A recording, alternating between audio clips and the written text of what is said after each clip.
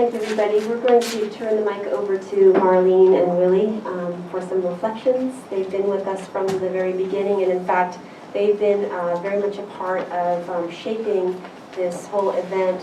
They were the first people that we contacted to see whether they would possibly consider being our keynotes, and the event was, well, we were thrilled when they said yes.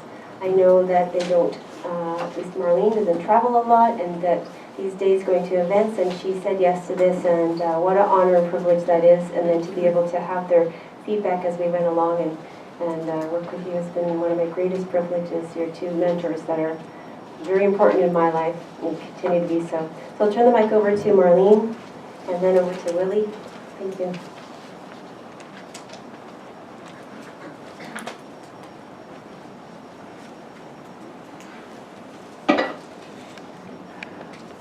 Good evening.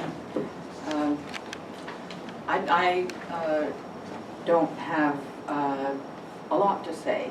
I had my chance on Tuesday evening and then yesterday with the keynote. I just, like everybody else, want to thank Kelly and George and all the iPinch staff, and Catherine and all the iPinch staff for creating the space to talk about ethics, and it has been a fantastic 3 days of making good relations. One of the I have 4 sons who are very proficient with technology, and they try all the time to drag me into the 21st century, and I say, no, I don't want to learn that. Yeah. Because I am so comfortable and energized by the face-to-face heart, mind, and now I'm adding body and spirit communications with people, because it's so energizing, it's so creative, and I've been learning, as I said this afternoon. One of the phrases that came to mind was, and the walls came tumbling down. That we have 75, 80 people here coming with readiness to enter into ethical space for a meeting, Aboriginal to Aboriginal, Aboriginal to non-Aboriginal, reminding us that our relation, and we say this ritually, you know, all my relations, you know, but being reminded that as Eli was saying, that we encompasses not just who we ordinarily think of as sentient beings, but all the beings who share the space, all who are indigenous, native to this planet Earth. So to have a meeting like this is a real privilege and a real treat, because I don't travel very much these days. But the great thing about digital technology, electronic technology, is that we're no longer confined. That on the phone and with emails and so on, I can connect with Kelly that I haven't really talked with since 2010, when we concluded the work on Chapter 9. I have a desk and a computer station and a telephone. And I know many of you have cubicles. If you're a graduate student, you probably don't have more than a cubicle. Or if you're a professor, you probably have an office or a shared office. But what has happened here is that the walls have come tumbling down between our disciplines, between our workspaces and workplaces. And that's been a real joy and a privilege. I have been really appreciative of the intergenerational flow here, of all the young people. And I consider anybody who's under 50 or 55 as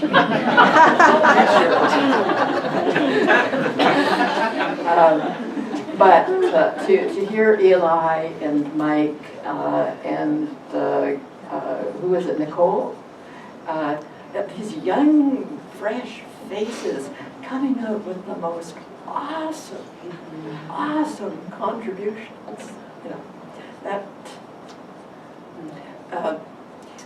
I often, well, I'm not quite at the point where Kelly is of cutting down my workload to 10% of what it used to be.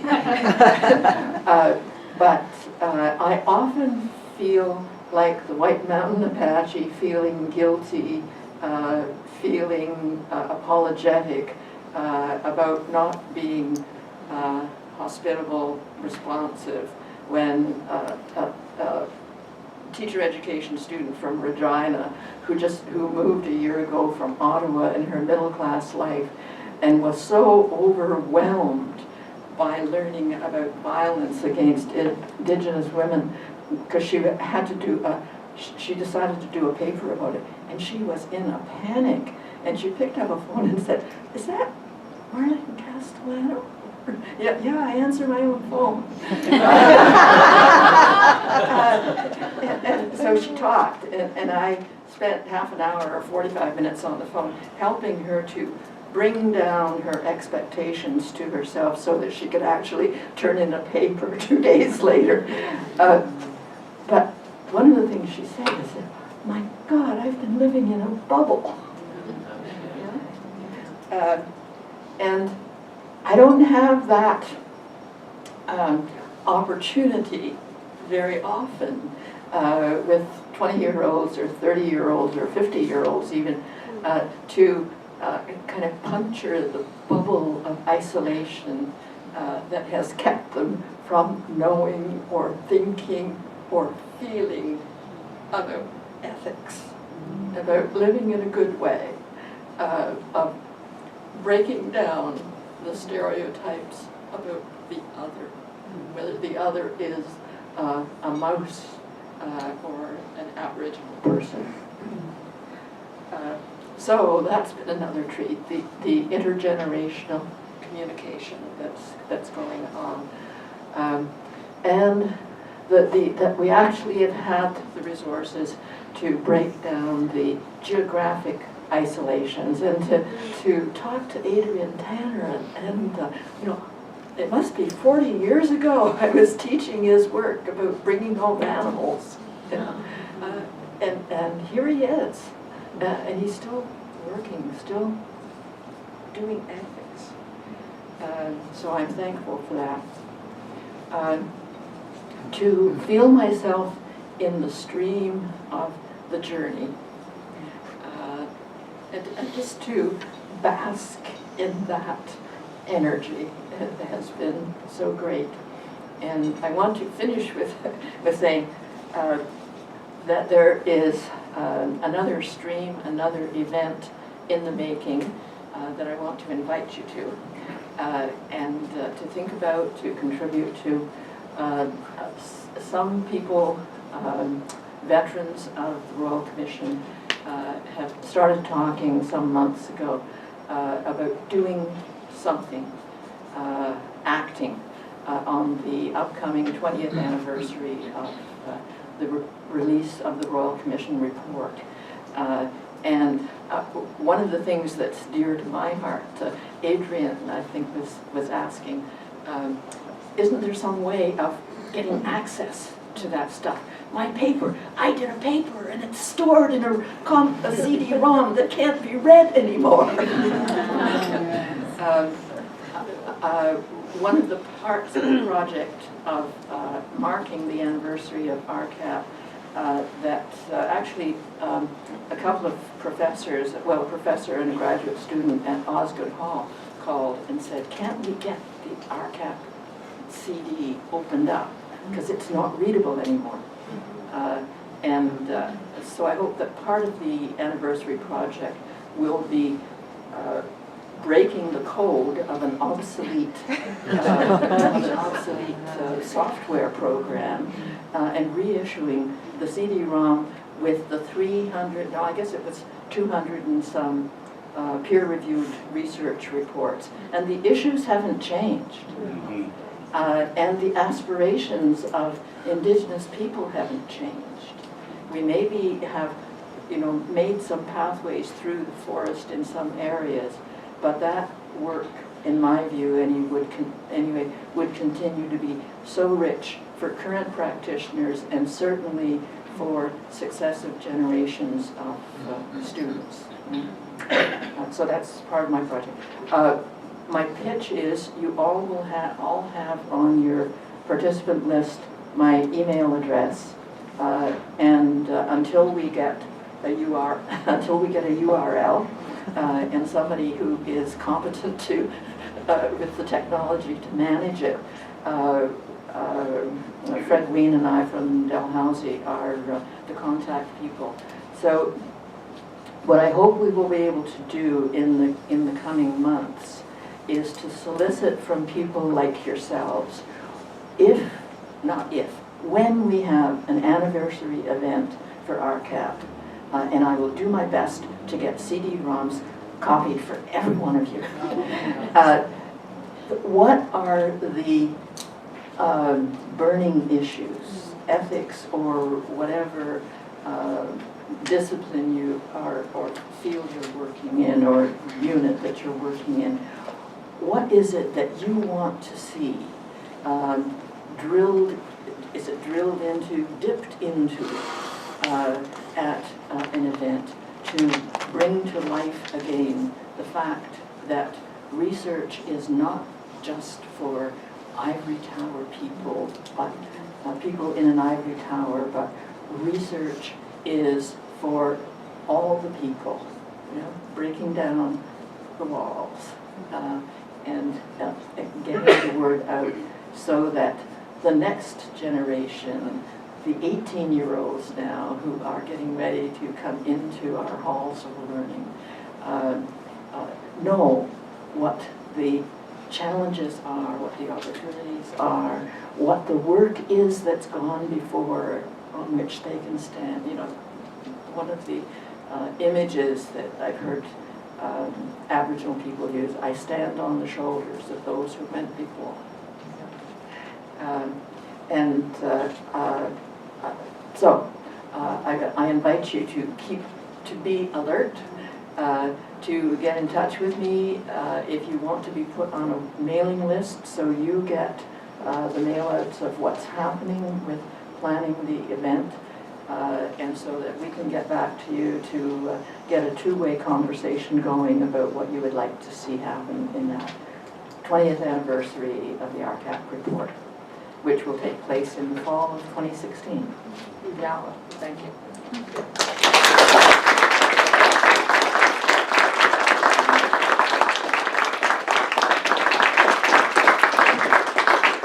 Thank you, Marlene. Willie, can I invite you up?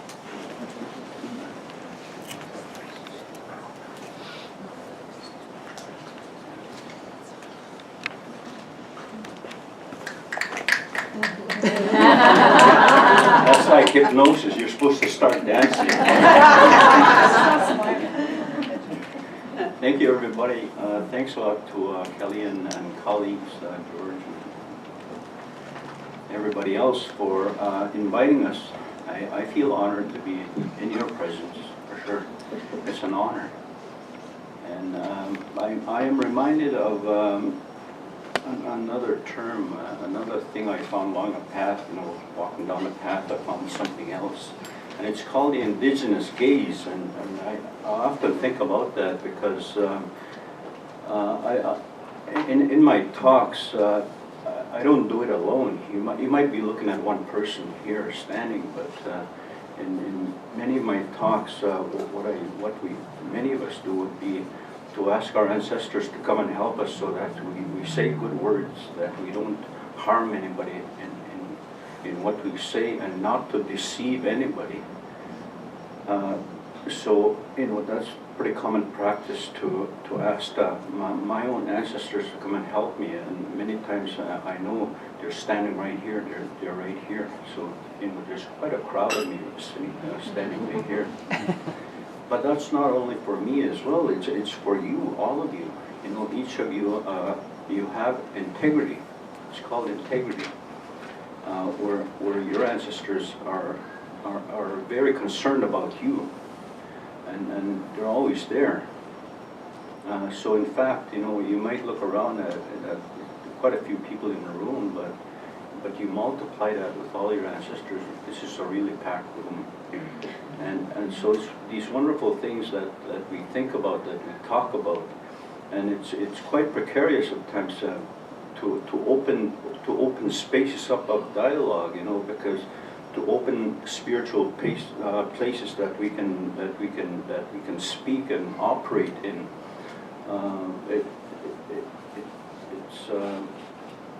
It could be precarious, because if we don't know how to open those spaces and how to operate within those spaces, in those spiritual spaces, then it could go awry. It may not work.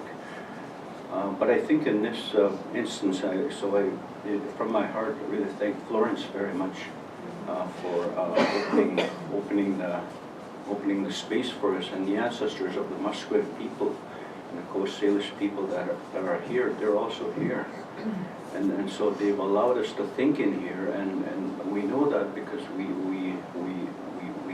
thought, we thought with in many instances with our heart. So we know those things have been opened up because we ask for them, and because it's a good thing that we talk about. So that Indigenous gaze is it's what it is that my grandchildren have that gaze. I see it, my old people, I remember my mother teaching us about values. She had it, and it's a gaze that remembers the time before oppression and all that, the external violations that happened to our people. It's a gaze that remembers a time that many of my old people say we had finished societies, that we know how it is to operate human to human. How do we treat other human beings? We had finished societies that knew about that psychology, about it has so many areas to it, and so that gaze comes from that. It's a memory for many of us, and certainly in my own path, I've always scoured that to understand what that gaze is and what it's all about.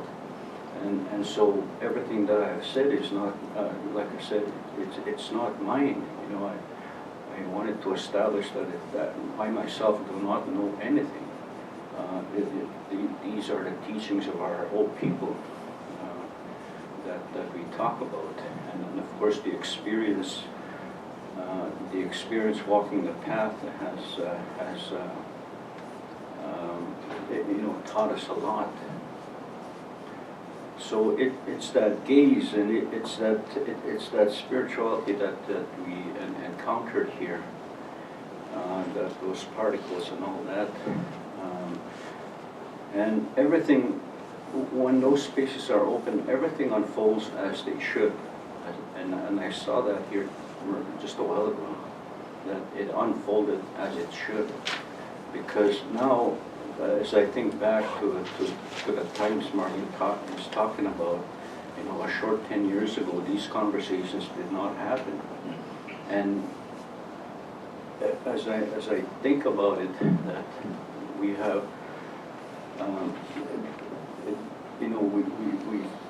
we've come a long way. We have.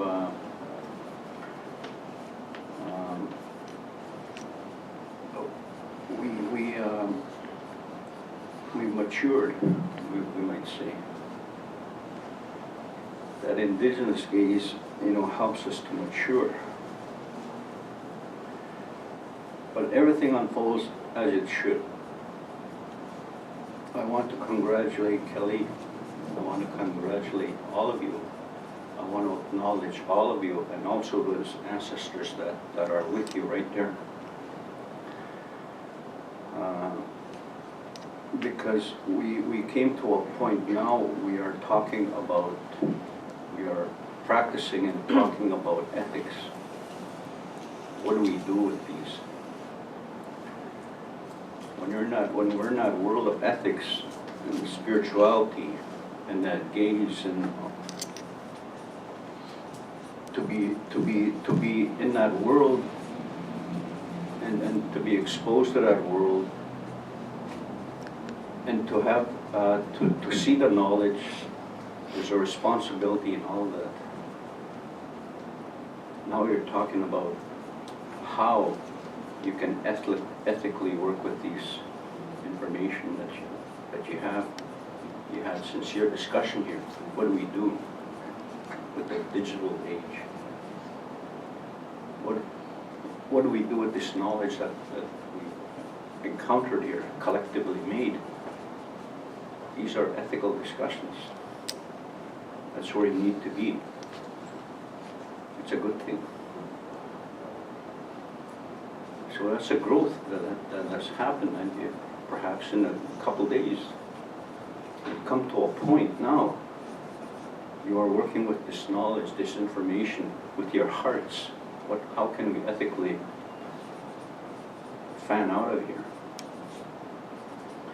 So Kelly, it's we come a long way, and I thank you and your colleagues. And like I said, I thank the Creator for creating minds that you have. He didn't make any mistakes. And the knowledge He has put in all of us, He didn't make a mistake. So I think beyond this, then that responsibility is important to be ethical, and that's what you're carrying out of here. So thank you, all of you. Kimiusana and ask one utawin and ask one. Kitenga ipipa pixkuits kim strangi we ki mam skuta ki ksum tan so me sino mi wichito. So the old people, they talked about it. It'll happen. And so I thank you. So before I go, one more time, hypnosis. Thank you.